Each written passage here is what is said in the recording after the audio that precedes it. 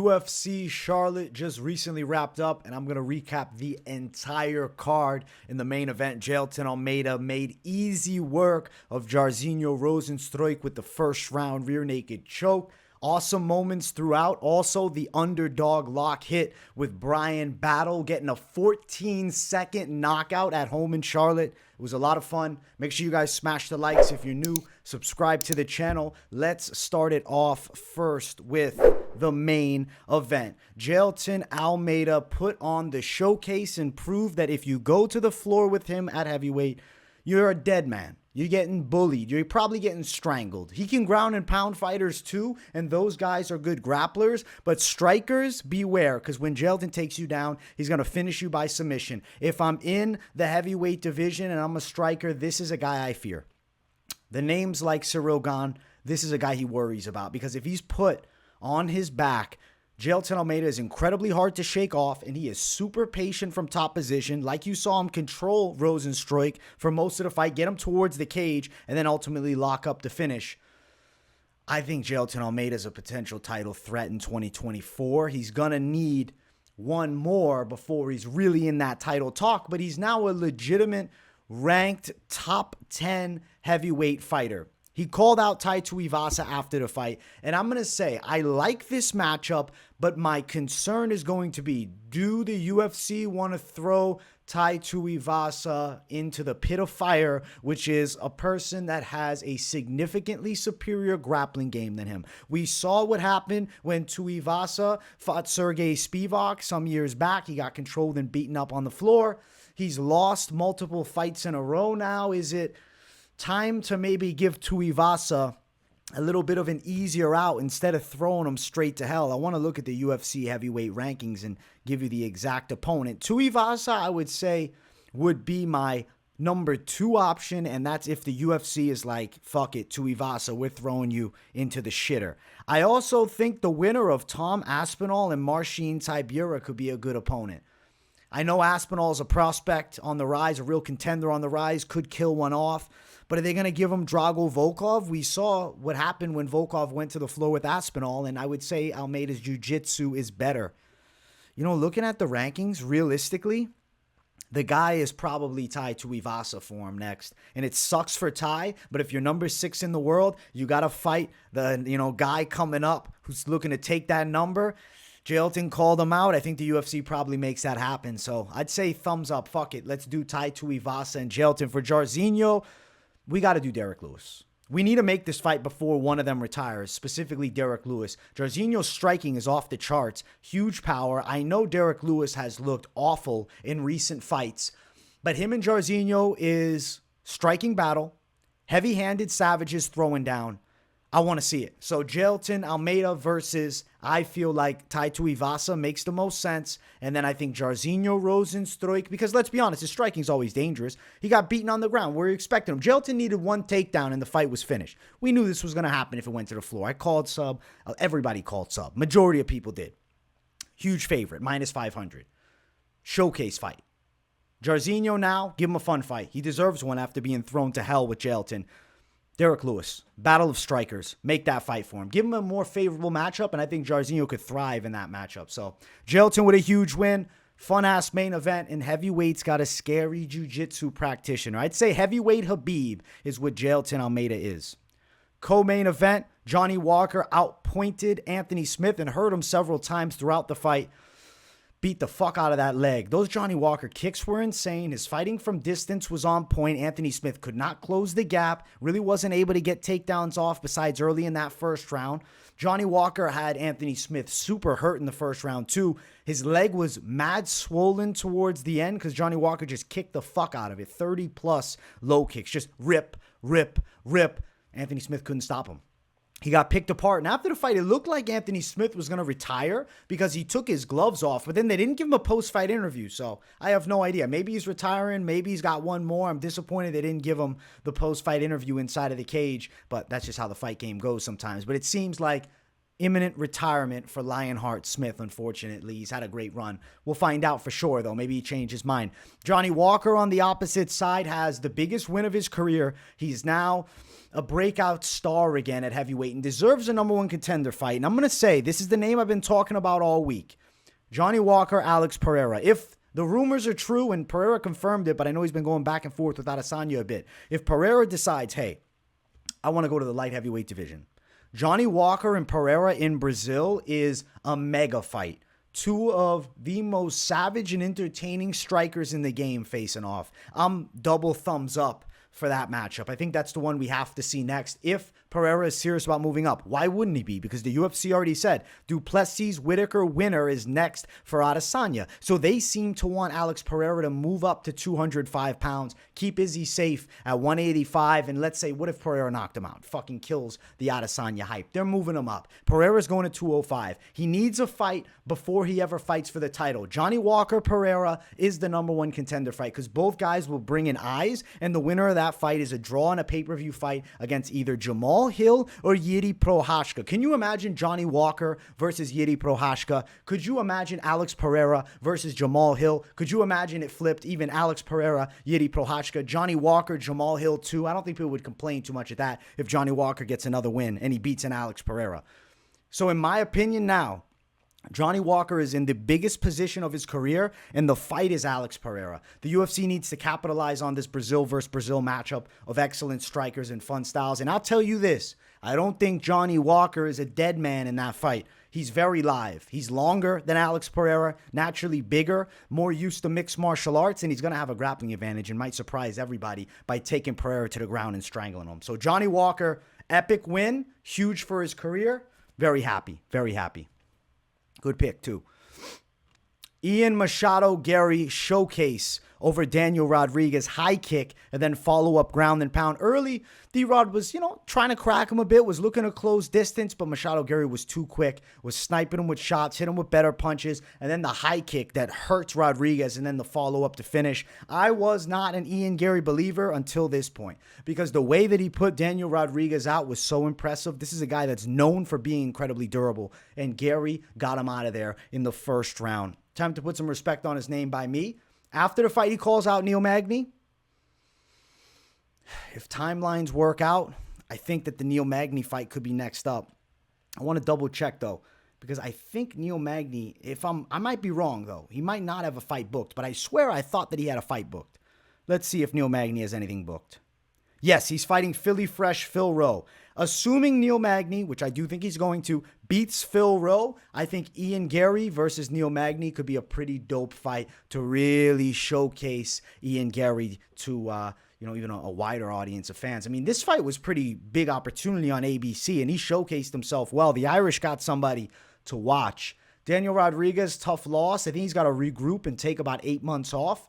But he's 36, so 8 months off, he'll be coming back at 37. His time as a top-tier contender, I do think, is behind him, but still fun fights that he could have in the future. I wouldn't consider him a retiring fighter anytime soon, but yeah, Ian Garry's legit.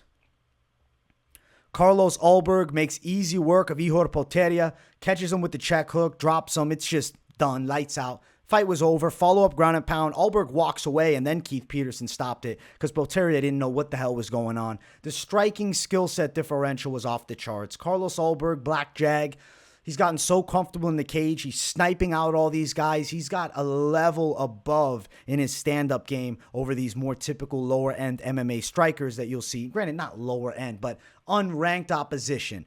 I don't think Ulberg is ready for ranked opposition yet. I think we have to still keep building this beast with favorable matchups. I don't have an exact name for him, but definitely not somebody in the top 15 yet. Let him build. Give him time. Now, if you told me he has to fight somebody towards the top, a Khalil Roundtree fight intrigues me. I think he beats Khalil Roundtree. Dustin Jacoby, that's another winnable fight. Strikers who are kickboxing / Muay Thai base without significant grappling threats, I think Carlos Ulberg is able to get through a lot of them. He's found his flow, man, and he's sniping these dudes out. At 32, at light heavyweight, Ulberg is still super young in the game. 7-1, jumps now to 8-1. He's got everything to be a top 15. The concern is going to be when he faces off with a good wrestler. But in matchups where he can let his striking go, I mean, Nego Mariano's a decent wrestler, and Ulberg was able to work him, and then he destroys Potieria. I'm a fan, dude. Carlos Ulberg's a nasty motherfucker. He's dangerous as hell with the long jab, fast kicks, check hook. He snipes his opponents. Potieria got ran over. It wasn't even close, and the odds reflected that. It wasn't close. To start the main card off, we had Alex Morono taking on Tim Means. Alex Morono, in the first round, was competitive with Means, but still was looking quicker on the feet. Second round, Means looking to bully him with pressure, and Alex Morono does what people forget he has, and that's submissions, man. He's got great grappling. This is a grappling-based fighter who turned into a dangerous striker, but, he's, owns a jiu-jitsu school, Gracie Baja. Alex Morono gets the guillotine choke. Tim Means taps out. Morono barely lost to Ponzi. He got clipped. He was winning the fight.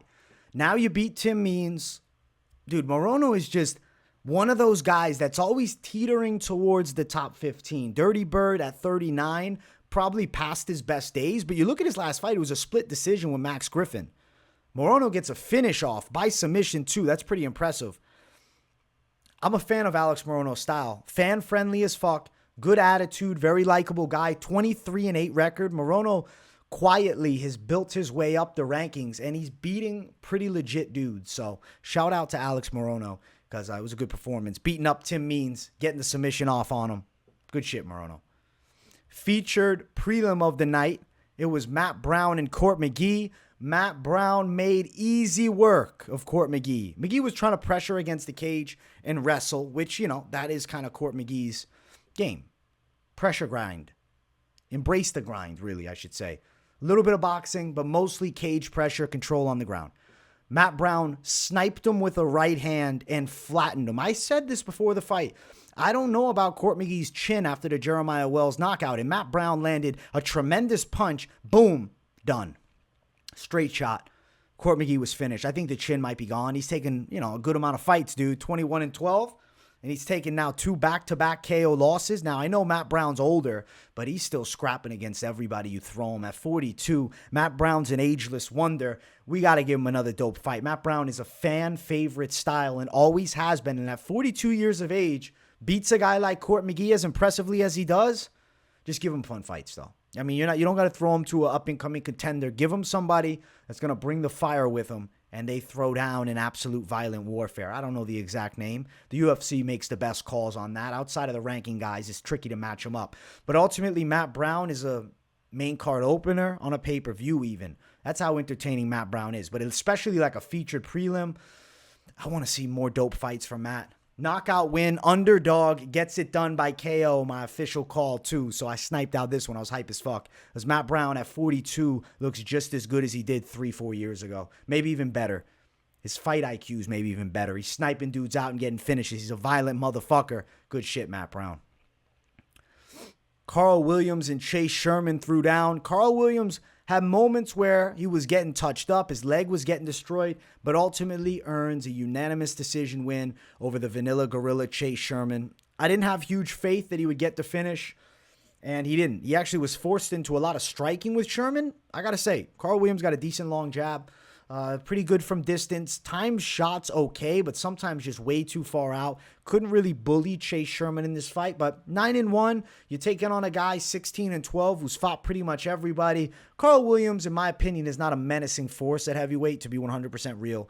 He is a tough, speedy, handed, decent wrestling, back end heavyweight. I mean, if I told you Parker Porter and Karl Williams are fighting, who you picking? I'm probably leaning Parker Porter to beat him. I think that might be the next fight for him, actually, is Karl Williams, Parker Porter, because that's going to be a good jump up. Karl Williams beats Chase Sherman, and then you look, Parker Porter also dominated Sherman, just beat Braxton Smith. That could be the fight for Chase Sherman. Maybe he runs it back with Braxton, though. They do the rematch, and I think Chase Sherman would beat him, too.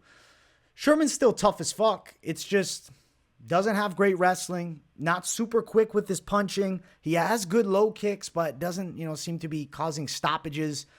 And he gets his face jabbed off a bit by guys with a little bit quicker hand speed and length. So Karl Williams with the big W.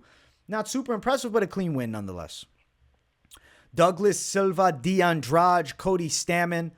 I think that Douglas Silva de Andrade clearly won the first 2 rounds, but the third round, Stamann could have knocked him out if he chose not to engage in the grappling, rather separate and look to strike.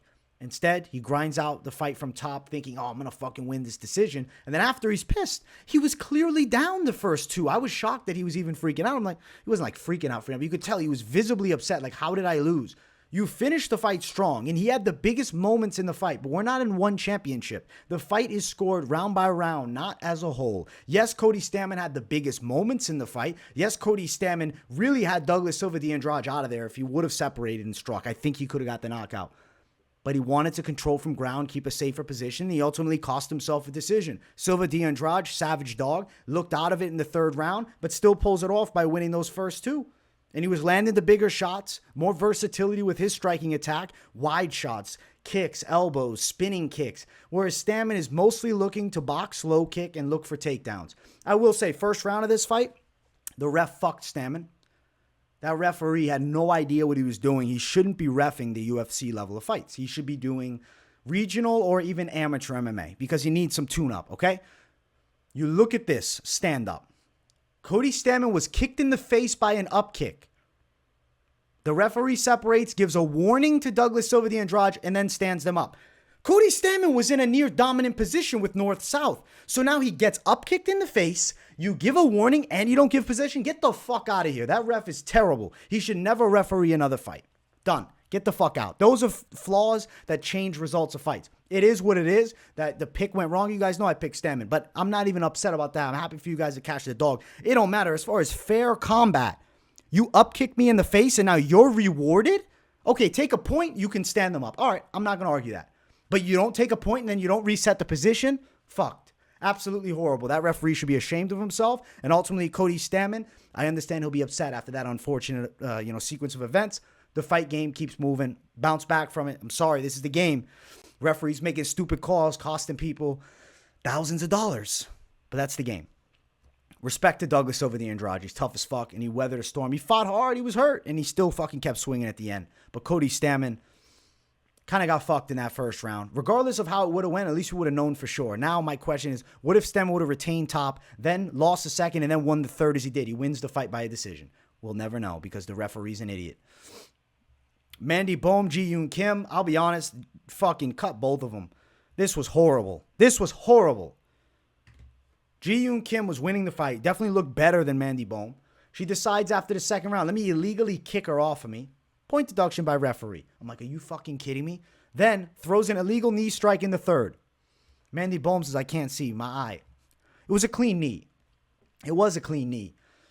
But damn, bro. Fight ending. It was a clean knee, but could she have continued? Maybe. But you know what? Take your win.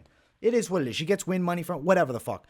Yeon Kim, that was the lowest display of fight IQ I've ever seen, and you were not listening to your coaches at all. They should fucking not even be willing to train you anymore. You totally just disregard their own. Separate. You hear how many times the coaches were fucking yelling that? Separate. Strike. Let me hold. I'm clinching. Don't listen to your coaches. Why have them in the corner? Go in solo if you don't need them. Because obviously they know something. They're watching from the outside, and I'm in full agreement with them. Yeon Kim needed to separate and look for a knockout, and I think she would have got it. Because Mandy Böhm did not have the hands for her. Mandy Böhm was rocked early. The only advantage Böhm had was in the grappling, and then Yeon Kim wanted to show her she can out-grapple her. Yeon Kim's going to find herself cut from the UFC. 5 straight losses, terrible sportsmanship, dirty fighter. Terrible for Yeon Kim. Emotion overcame her, and she didn't fight to her fullest ability, which should have been a guaranteed win, because she's better than Böhm. But this needs to be in line, too. So, horrendous. But win for Böhm on a technical split decision. Fuck it. This one, holy shit, my excitement was crazy, guys.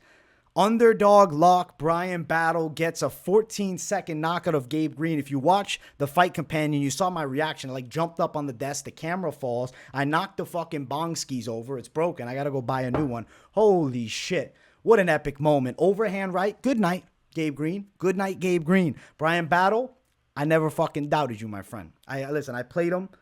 Money line.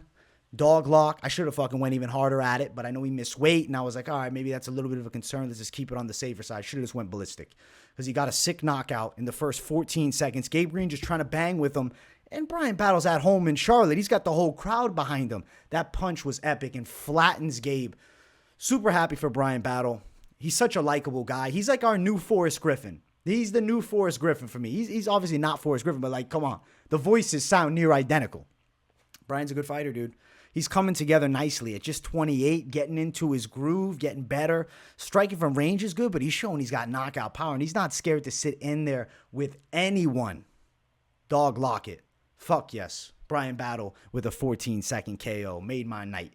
Made my night early. First fight of the night, Tainara Lisboa, Jessica Rose Clark. Lisboa brought the heat to her.